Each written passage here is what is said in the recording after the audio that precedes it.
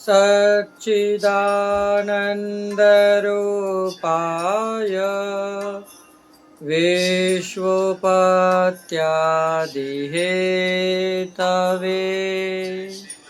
तापत्रय विनाशाय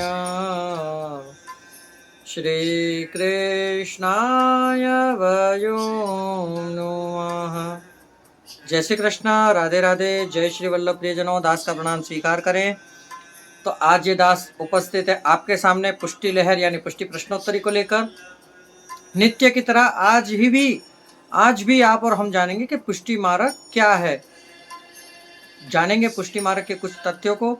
परंतु उससे पहले यदि आप हमारे चैनल पर नए हैं तो हमारे चैनल को सब्सक्राइब कर लें, हर एक वीडियो को लाइक करें, कमेंट बॉक्स में जय श्री कृष्ण, राधे राधे, जय श्री वल्लभ लिखें और हो सके उतना ऐसे शेयर करें।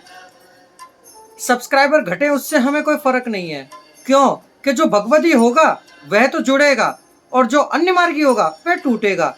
जिसे हमारी वाणी अच्छी लगती होगी वह सुनने के लिए आएगा, जिसे सत्संग प्रिय होगा, जिसे भगवत नाम प्रिय होगा, जिसे ठाकुर जी प्रिय होंगे या जिसे राधा रानी या श्री वल्लभ प्रिय होंगे वह जुड़ेगा।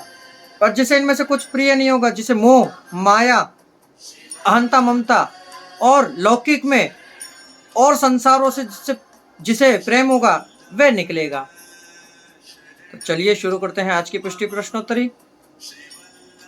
आज की पुष्टि प्रश्नोत्तरी का पहला प्रश्न, प्रस्थान तत्रय किसे कहा गया है? उसमें श्री महाप्रभु जी ने किसका उदाहरण दिया है? तो वेद, गीता जी और ब्रह्मसूत्र प्रस्थान तत्रय कहे गए हैं। उसमें श्री महाप्रभु जी ने श्रीमद् भागवत का उमेरा यानी कि बढ़ाकर कराया है। भावना की उत्पत्ति कब होती है?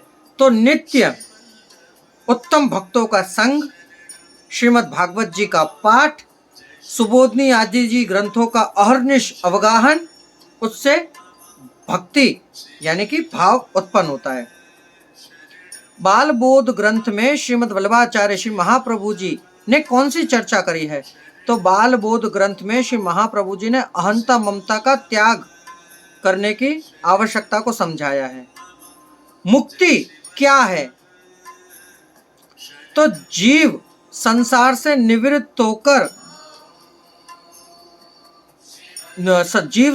निवृत्त हो वही मुक्ति है।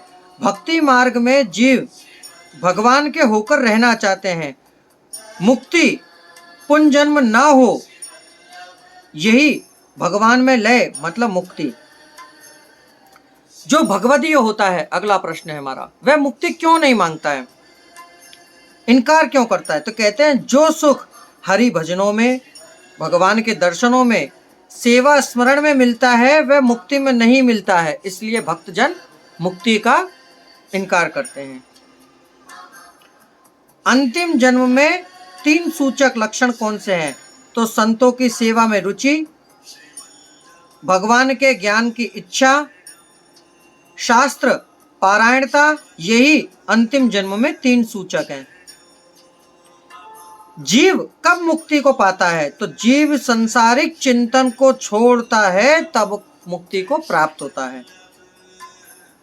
गर्व करने से क्या नुकसान होता है? तो गर्व करने से जीव कैसे ही परम पद पर क्यों ना हो, वहां से पतित होकर नरक में पड़ता है। अगला और अंतिम प्रश्न, मानव के पास कितने प्रकार की दृष्टि है? तो मानव के पास कुल 4 प्रकार की दृष्टि है। दोष दृष्टि, जिसमें किसी का दोष ढूंढा जाए, दोष दृष्टि। गुण दृष्टि, किसी के अंदर गुणों को ढूंढना।